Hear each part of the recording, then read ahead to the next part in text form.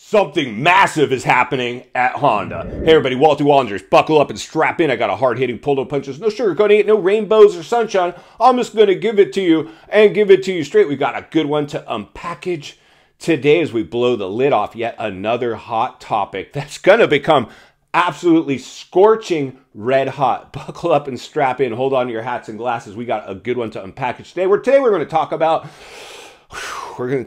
Honda, and we're going to talk about the Lawrence brothers and why this is a big, massive, massive deal. Listen, friends, nobody's spent more money than Honda to deliver a championship and fell flat. They haven't had a championship in, I think, over 10 years, maybe more. I don't know. Leave it in the comments below. All I know, they all started with our good friend Kickstart Kenny Boy Roxon. When he came to Honda, they threw a massive amount of money. It looked like they're finally going to get the golden goose to lay that egg, and Kenny had a big crash, and it ended his career, almost took his arm.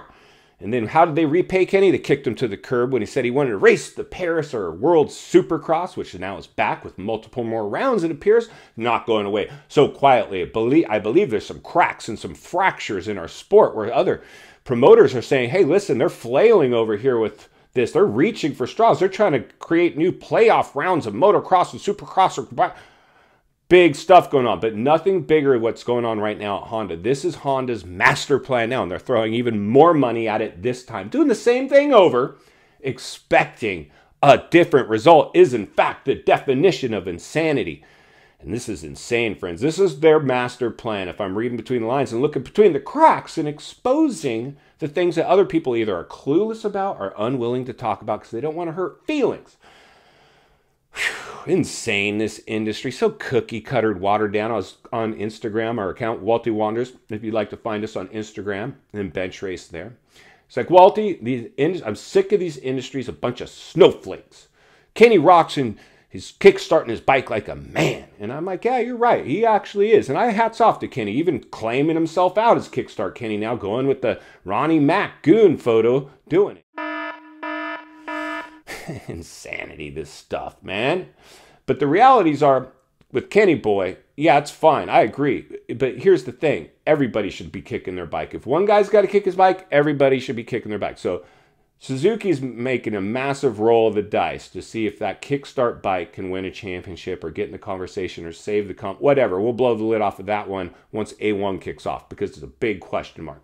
But the realities are Honda's at risk of becoming the next Suzuki. They keep throwing money at stuff and then letting people go, rug pulling a lot of their riders. Personnel, I would imagine as well, are getting rug pulled, and they're spending more money than ever, and they're putting it all into the Lawrence brother basket right now. This is their plan.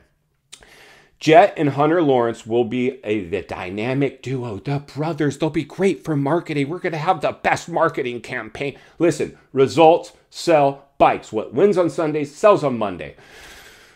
Or Saturday on Sunday, whatever. When it wins, then it sells. So, you can throw as much money as you want at this Honda, and I see where you're going. You want these Lawrence brothers to be the new face of the brand.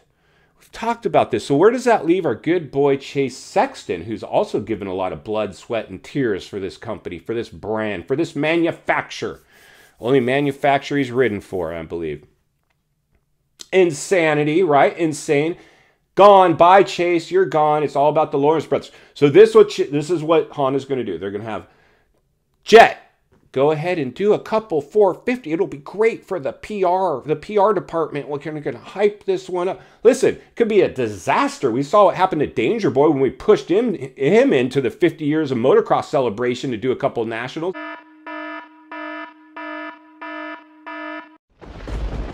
Yard sale that he would have been better off staying in the amateurs forever. The Hunter brothers should stay into the lights until they point it out, and you should have kept Sexton as a 450 rider, and probably Roxon too. I mean, those guys were the face of the 450 class. But no, we're impatient. We want to push these kids up now. Who knows? I don't know. The realities are that's what their plan is. The Hunter brothers are both going to be 450 riders by 2024. This Hymas and other amateur riders will continue to be brought up, pushed into the 250 class. It's kind of crazy because back like in the Triple X days, it was awesome. We had Larry Ward come out. He's a 450 Premier Championship hunt fight guy, race winners in the Premier class.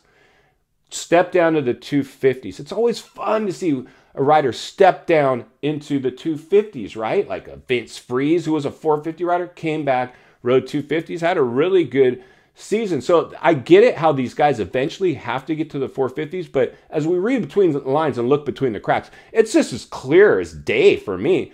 Honda wants to make way for the Hunter brothers, but it's not only because they're a massive talent. And guess what, Honda? I'm just going to blow the lid off this one for you. As soon as somebody's ready to come write them a big enough check to break their contract with you, don't be surprised if you get rug pulled eventually. What comes around absolutely goes around. I love Honda. I got one in the garage. That's what I ride. I grew up on Hondas. Triple X, when we're at the height of our success, was a Honda-supported team. I love Hondas. This is nothing against the brand, the manufacturer, the capability of the bike. It's just reading between the lines so you guys don't get bamboozled into being led down a road that you don't understand why these things are happening. This is why these things are happening. And final thoughts. I come to you as a friend, as an industry guy. Somebody wants to see not only win on the track, off the track. Honda has plans to make the Hunter brothers the new face of the manufacturer. They tried this with Ken Roczen, threw more money than ever before in history. He was the highest paid rider, I'm willing to guess, for Honda. It backfired on him.